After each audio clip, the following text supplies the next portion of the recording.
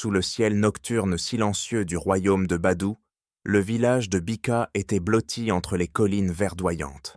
C'était un endroit paisible, où les habitants menaient une vie simple, travaillant aux champs, puisant de l'eau dans le ruisseau voisin, et se rassemblant chaque soir autour du feu pour discuter. Tout le monde se connaissait, et les nouvelles se propageaient aussi vite que le vent traversant les feuillages épais. Mais aujourd'hui, cette tranquillité avait été brisée. Une peur invisible enserrait le cœur de chaque villageois. Depuis des mois, des morts mystérieuses semaient la terreur dans le village. De jeunes filles, rayonnantes et pleines de vie, étaient retrouvées inertes, leur corps glacé. Ce qui glaçait le sang de tous, c'était les marques étranges sur leur cou, des traces ressemblant à la morsure d'un gigantesque serpent. Pourtant, personne n'avait jamais vu une telle créature, et aucun indice ne permettait de prouver son existence. Le chef roi Sota avait envoyé les meilleurs chasseurs dans la forêt pour traquer cette bête invisible, mais ils étaient revenus bredouilles. La mort continuait à frapper, et la peur s'infiltrait dans chaque demeure, se reflétant dans les regards inquiets des villageois. Les mères ne laissaient plus leurs filles sortir après la tombée de la nuit, et même en plein jour, personne ne se sentait en sécurité. Le village, autrefois animé de rires et de chants, était désormais plongé dans un silence oppressant. La méfiance s'installait insidieusement, transformant des voisins autrefois proches en inconnus soupçonneux.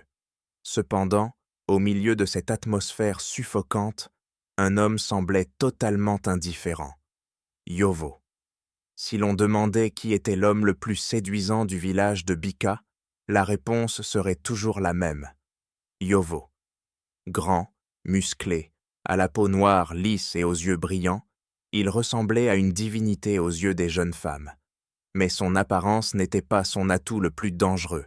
C'était sa voix, grave, envoûtante, semblable à une vieille mélodie qui s'insinuait dans l'esprit de quiconque l'écoutait. Lorsque Yovo souriait, le monde entier semblait disparaître, ne laissant que lui et la femme qu'il captivait. Elles étaient attirées par lui inexorablement, telles des proies, s'égarant peu à peu dans le piège sucré que Yovo leur tendait. Et une fois qu'il avait jeté son dévolu sur une femme, il était impossible de lui résister.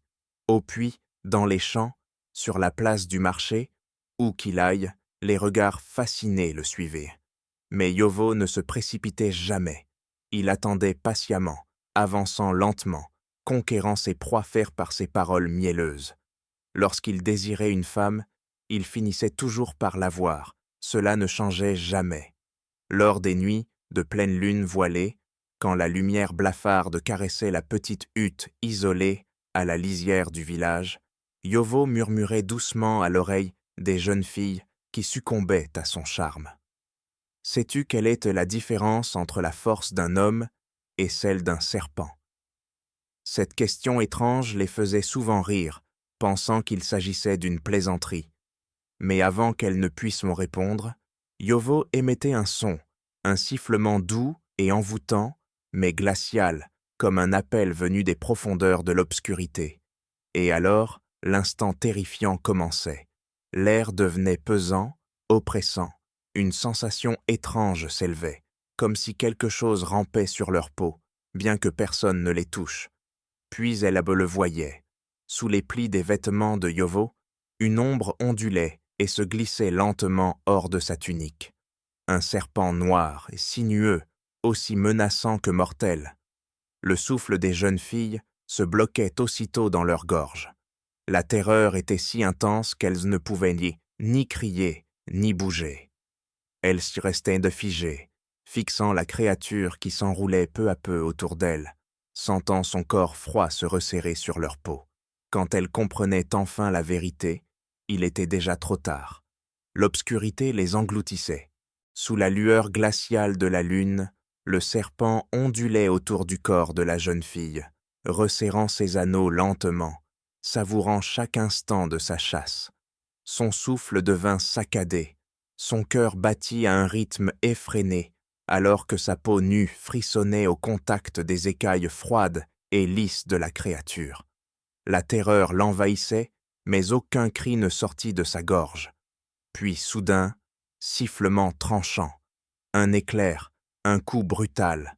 Les crocs acérés se plantèrent profondément dans sa chair tendre, perçant sa peau comme une sentence irrévocable. Le venin se répandit dans ses veines, brûlant de l'intérieur comme un feu invisible. Son corps se mit à trembler, convulsant sous l'effet du poison, tandis que son regard se vidait. En un instant, la vie s'éteignit. Une mort silencieuse, sans appel, sans espoir. Yovo restait là, immobile comme une statue. Son visage parfait ne laissait transparaître aucune émotion. Il observait simplement, témoin impassible d'une fatalité qui se répétait inlassablement. Au matin, le village de Bika fut de nouveau plongé dans le deuil. Le cadavre de la jeune fille apparut au centre du village, livide, raide, portant sur son cou les mêmes marques maudites. Les villageois se rassemblèrent, murmurant des prières et des supplications angoissées. Un serpent. Ce ne pouvait être que l'œuvre d'un monstre venu d'ailleurs. Mais personne ne soupçonna Yovo. Il était toujours aussi beau, irrésistible, traversant la foule avec un sourire éclatant comme le soleil. Et les morts continuaient. Plus les femmes ne tombaient Bomni, plus la peur grandissait. Elles devinrent plus prudentes, évitant de sortir seules la nuit. Mais malgré leur frayeur, la vie devait suivre son cours. Elles devaient toujours aller chercher de l'eau, travailler au champ, sourire malgré l'angoisse qui rongeait leur cœur. À chaque nouvelle victime, le village pleurait, priait, espérait, mais aucune réponse ne venait. Le chef Zota tentait de calmer les esprits, mais tous savaient que ce n'était pas simplement l'œuvre d'un serpent assassin. Quelque chose de bien plus dangereux se cachait parmi eux. Un jour, une femme arriva au village. Son nom était Kosa. Elle ne ressemblait à aucune autre femme de Bika. Grande, gracieuse, sa peau lisse et éclatante rappelait le bois poli sous la lumière du soleil. Mais ce qui frappait le plus n'était pas sa beauté, mais son aura, calme, confiante, dénuée de peur. Kosa était venue rendre visite à sa tante qui vivait à la lisière de la forêt. Mais dès son arrivée, elle attira l'attention de Yovo. Il la vit pour la première fois près du puits. Contrairement aux autres femmes, celle qui rougissait, baissait les yeux ou le regardait en secret. Fascinée, Kosa ne montra aucun trouble. Elle ne sourit pas. Elle ne rougit pas. Elle ne jeta aucun regard furtif. Au lieu de cela, elle planta son regard dans le sien. Calme, évaluatrice, comme si elle le jaugeait. Yovo cligna des yeux. Un étrange frisson parcourut son échine. Il n'avait pas l'habitude d'être ignoré. Il n'avait pas l'habitude que les femmes ne succombent pas à son charme. Et cela éveilla son intérêt. Personne ne lui résistait. Kosa ne ferait pas exception. Dès ce jour, Yovo observa Kosa plus attentivement. Il remarqua qu'elle gardait toujours une certaine distance avec les autres. Elle était courtoise, douce, mais jamais familière. Personne ne semblait l'approcher de trop près. Cette retenue ne fit qu'attiser davantage la convoitise de Yovo, non seulement pour sa beauté, mais pour le mystère qui l'enveloppait. Elle n'était pas une proie facile, et c'était précisément ce qui renforçait sa détermination. Il l'aurait, d'une manière ou d'une autre. Un après-midi, Yovo trouva l'occasion qui l'attendait. Kosa était au puits, seul, tirant son seau d'eau. L'endroit était désert. Il s'approche, arborant son sourire le plus envoûtant. « Kosa !» Sa voix grave et chaude résonna comme une invitation irrésistible. « Laisse-moi t'aider à porter cet oro. » Elle s'arrêta et leva les yeux vers lui. Un court silence. Yovo attendait le moment où elle rougirait, où elle détournerait le regard, où il verrait cette étincelle d'admiration qu'il connaissait si bien. Mais rien de cela ne se produisit.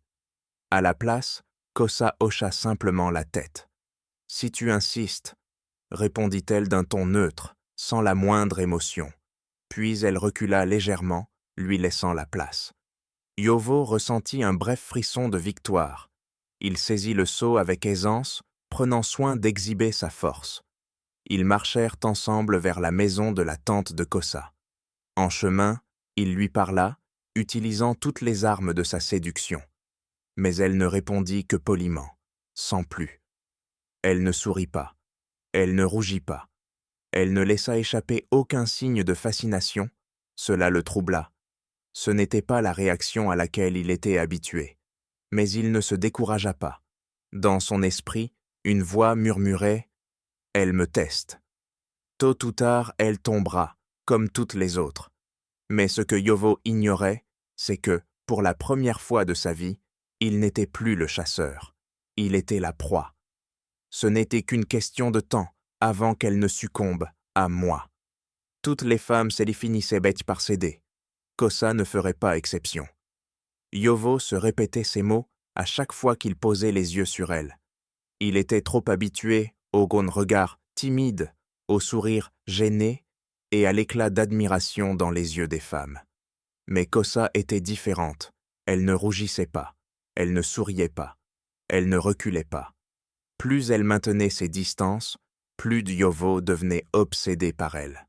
Jamais auparavant il n'avait rencontré une femme capable de résister à son charme. Cela l'irritait, mais en même temps, cela attisait son désir d'elle plus que jamais. Il devait la voir. Jour après jour, il l'observa. Chaque mouvement, chaque pas, chaque léger mouvement de tête lorsqu'elle parlait aux autres. Kosa se déplaçait avec un calme troublant. Elle ne prêtait aucune attention au regard des hommes du village et encore moins à celui de Yovo. Et c'était précisément cette indifférence qui rendait Yovo fou de désir. Au début, il tenta une approche douce, de petits gestes, des paroles habiles, des sourires envoûtants. Mais Kosa tenait bon. Elle était polie, mais distante, calme, mais insaisissable. Sa résistance n'était pas une fausse modestie, comme celle des autres femmes. Non, elle était sincère, impénétrable. Et Yovo détestait ça. Il n'avait jamais échoué. Et il ne laisserait pas Kosa devenir la première à lui échapper. Sa patience s'amenuisait. Il savait que Kosa se rendait souvent à la ferme de sa tante, à la lisière du village, un endroit isolé, loin des regards indiscrets. C'était l'endroit idéal pour agir. Le soleil déclinait lentement, baignant les champs d'une lumière dorée. Yovo se tenait adossé à un arbre, les bras croisés sur sa poitrine, scrutant la route menant à la ferme. Puis, il la vit. Kosa marchait d'un pas tranquille et gracieux, un panier rempli d'igname en équilibre sur sa tête. Ses cheveux retombaient légèrement sur ses épaules, et son visage affichait cette même sérénité inébranlable, sans peur, sans méfiance. Yovo s'avança et se plaça sur son chemin. « Tu m'évites » demanda-t-il d'une voix grave, semblable au vent nocturne sifflant à travers les arbres. Kosa s'arrêta et haussa légèrement un sourcil. « Je ne fais rien de tel, » répondit-elle calmement. « Je suis simplement occupée. » Ces mots tranchèrent dans l'orgueil de Yovo comme une lame affûtée. Occupée ? Aucune femme ne lui avait jamais répondu ainsi. Il avait l'habitude d'être le centre de l'attention, d'être adoré, poursuivi, vénéré. Mais Kosa ? Elle parlait comme s'il n'était qu'un homme ordinaire. Pourtant, il garda son sourire. « Tu es toujours aussi sérieuse ?» Il fit un pas en avant. « Pourquoi ne pas me laisser te raccompagner ? Nous pourrions mieux nous connaître. » Kosa le regarda, son expression aussi paisible que l'eau d'un lac immobile. Il attendit qu'elle rougisse, qu'elle hésite, qu'il perçoive cette infime lueur de trouble dans ses yeux. Mais elle se contenta de secouer doucement la tête. « Je ne suis pas intéressée, Yovo. » Puis elle le contourna et continua son chemin, sans se retourner, sans hésitation, comme s'il n'avait jamais existé. Il resta figé sur place, le cœur battant. Aucune femme ne l'avait jamais rejeté ainsi. Personne n'avait jamais osé. Son orgueil en fut blessé, mais plus encore, son obsession pour Kosa grandit. Il ne pouvait pas la laisser s'échapper si facilement. Alors qu'elle disparaissait dans l'ombre du crépuscule, le regard de Yovo s'assombrit. Il murmura pour lui-même « Je t'aurai, et tu ne pourras pas me résister bien longtemps. » À partir de cette nuit-là, Yovo changea de stratégie.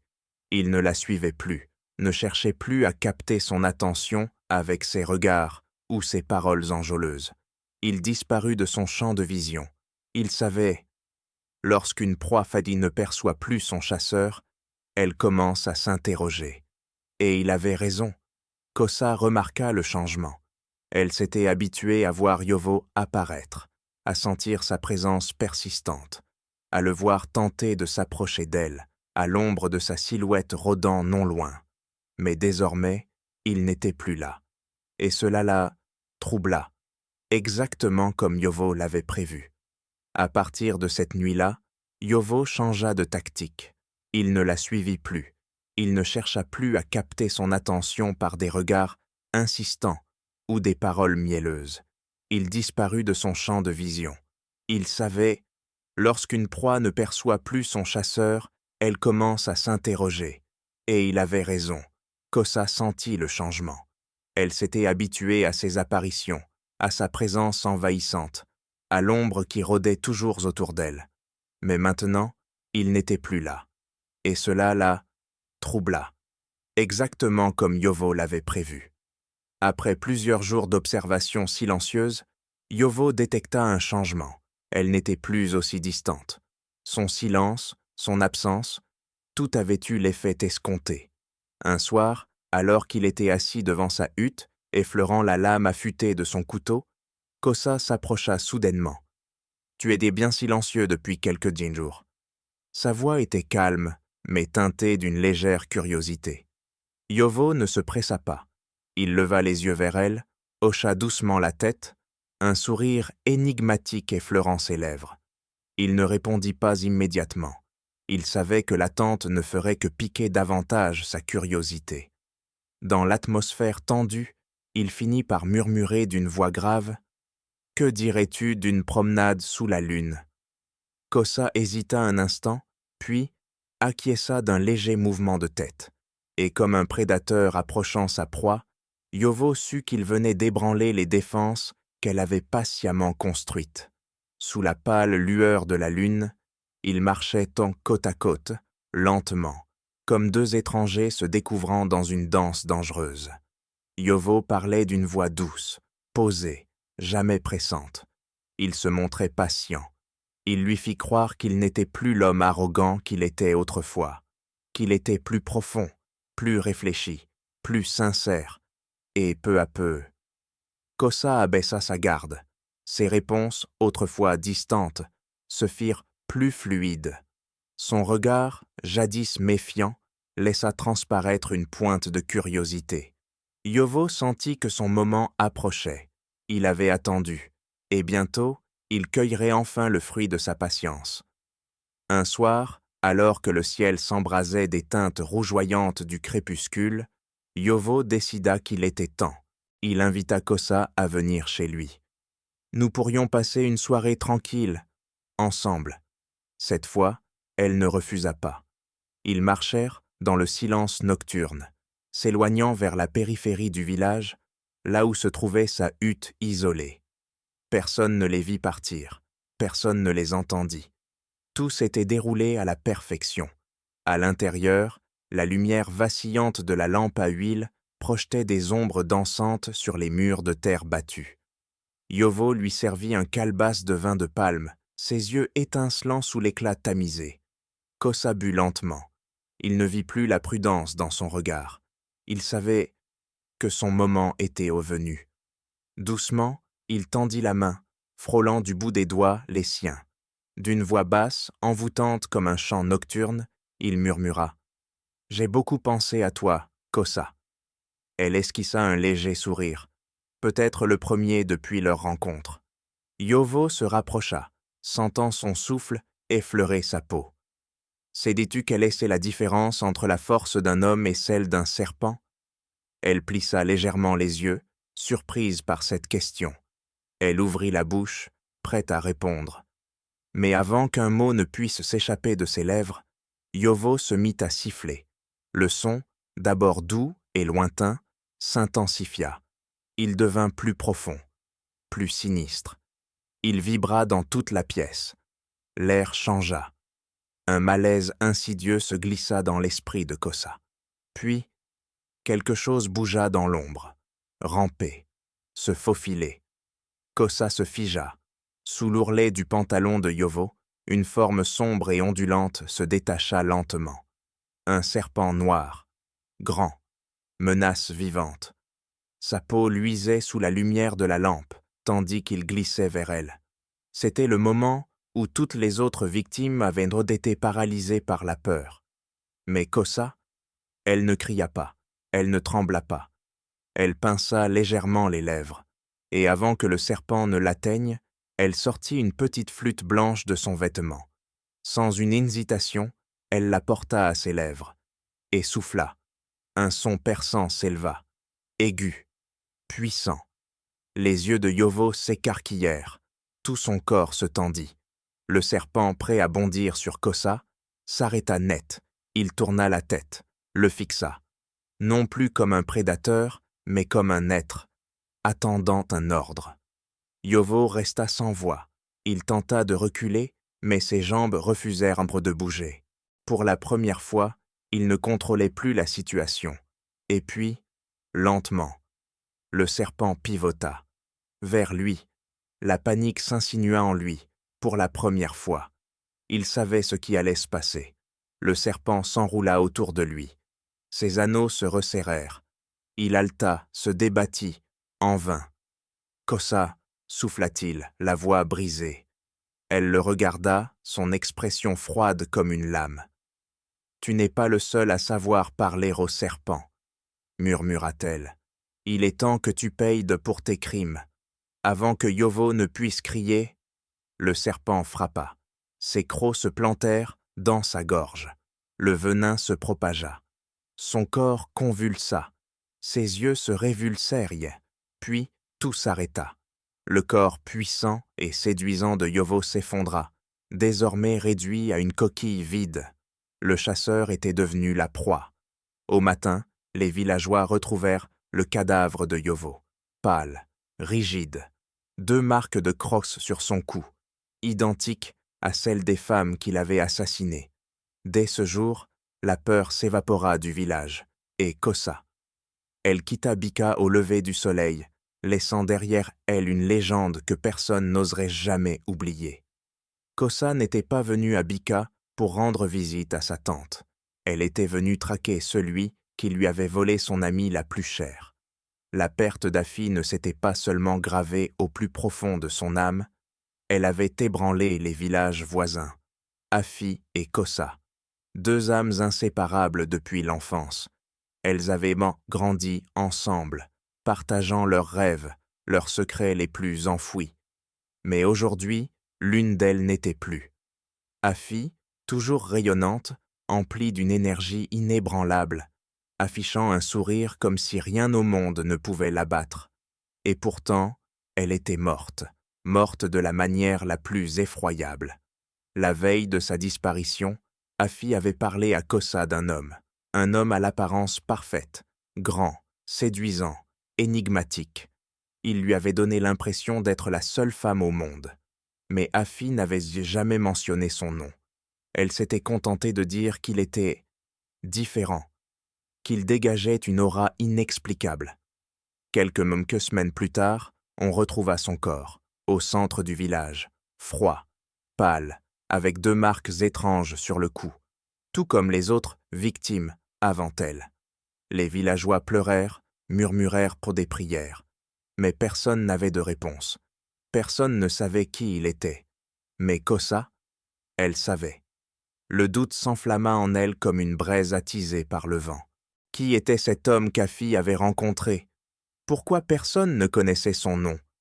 Pourquoi Afi n'en avait-elle jamais parlé avant? Sa mort n'était pas un accident, et Kosa ne laisserait pas son souvenir s'effacer. Kosa commença son enquête. Elle ne croyait pas aux rumeurs. Elle voulait la vérité.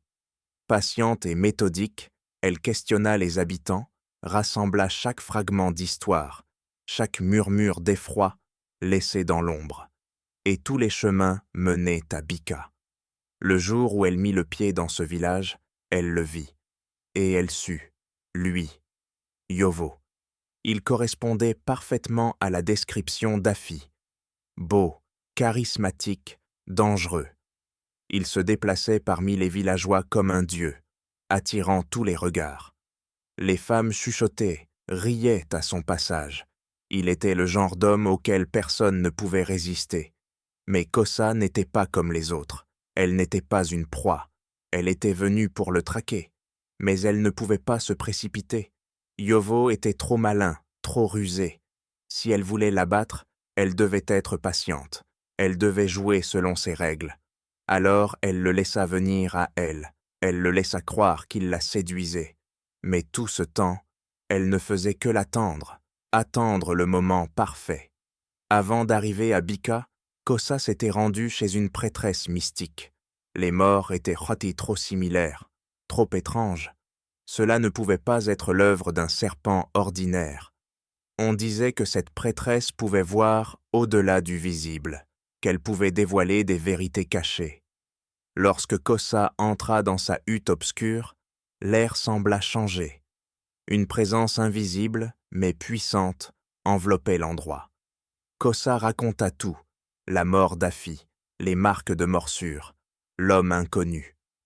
La prêtresse resta immobile, les yeux fermés, comme si elle observait un monde que Kosa ne pouvait pas voir. Puis, après un long silence, elle ouvrit les paupières et murmura d'une voix rauque « Il y a un homme, mais sa nature n'est pas celle des autres. Il porte en lui un serpent de séduction et de mort. » Un frisson parcourut l'échine de Kosa. Il s'en sert pour attirer les femmes dans son lit. Et une fois qu'elles sont sous son emprise, le serpent attaque, le venin les tue instantanément, ne laissant derrière lui que 2 petites marques sur leur peau. Ses paroles résonnèrent en elle comme un coup de tonnerre. Afi était morte sous les crocs d'une créature mi-homme, mi-serpent, un monstre dissimulé sous une peau humaine. Mais la prêtresse n'avait pas fini. Elle plongea son regard perçant dans celui de Kosa, puis tendit un objet vers elle. Une petite flûte en argent, simple, discrète. Mais dès que Kosa la toucha, un frisson glacé parcourut son corps. C'est ta seule chance. Son serpent répond à un certain son. Si tu parviens à maîtriser cette mélodie, tu peux retourner son pouvoir contre lui. Kosa serra la flûte dans sa main. Elle avait enfin une arme, mais la prêtresse n'en avait pas fini. Il ne tombera pas facilement. Il essaiera de te troubler. Il te fera croire que tu es spécial. Mais ne te laisse pas duper, car pour lui, tout n'est qu'un jeu mortel. Kosa ne scia pas. Il était prête. Afi était morte. Mais Yovo, il serait le prochain. Avec la flûte d'argent dans sa poche et la vengeance brûlant dans ses veines, Kosa quitta le village, disparaissant dans l'obscurité, en direction de Bika, là où le meurtrier l'attendait, sans se douter que cette fois, la proie était devenue la chasseuse. Si Kosa voulait vaincre Yovo, elle devait d'abord lui faire croire qu'il avait gagné. Ce n'est que lorsqu'il baisserait totalement sa garde qu'elle pourrait frapper. Elle ne se précipita pas. Elle ne laissa transparaître aucun doute, aucune haine. Elle joua le rôle de la proie pour chasser le prédateur.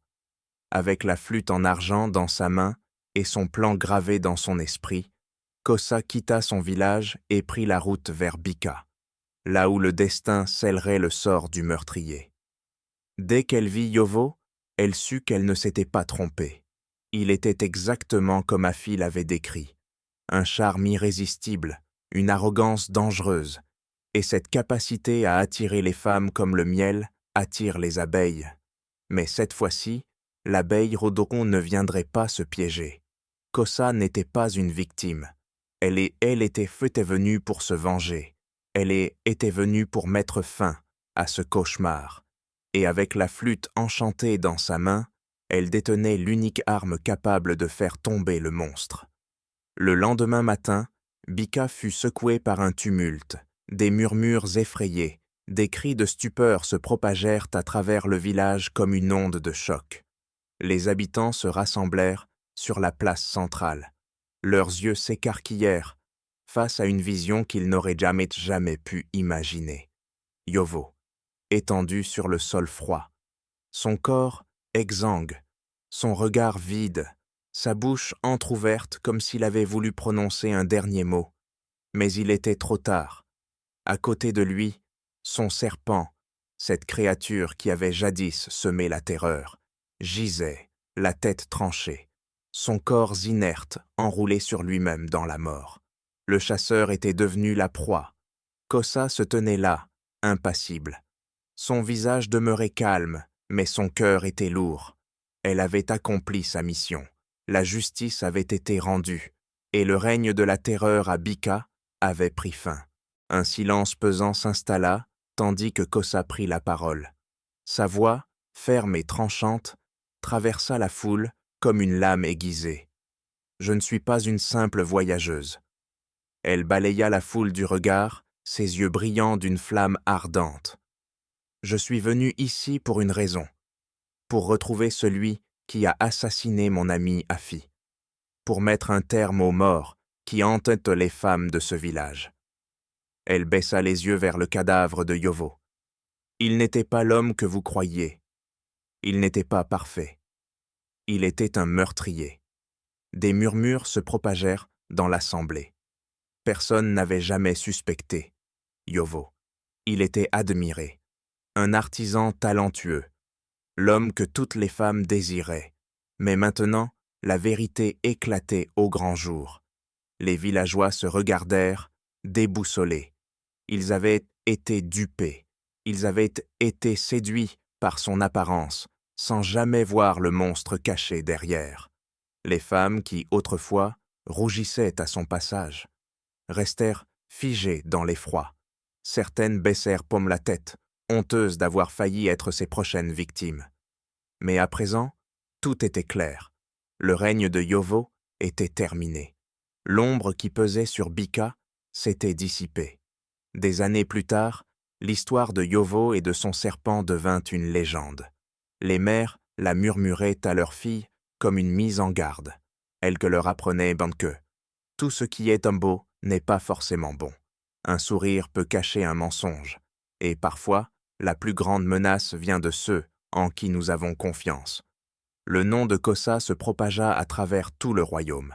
On parlait d'elle avec respect, pour son courage, pour son intelligence, pour sa force. Elle était la seule femme à avoir osé affronter le monstre, et elle l'avait vaincu. Grâce à elle, de nombreuses vies furent épargnées. Quant à Yovo, son nom fut peu à peu effacé, enterré sous la poussière du temps. Plus personne ne parlait de lui, sauf comme une leçon, un avertissement pour ceux qui croyaient que la séduction et le mensonge pouvaient bel leur éviter la justice. Bika se releva. Les femmes ne vivaient plus dans la peur. Les cauchemars cessèrent de les hanter. Et l'ombre qui couvrait le village depuis trop longtemps s'était définitivement dissipée.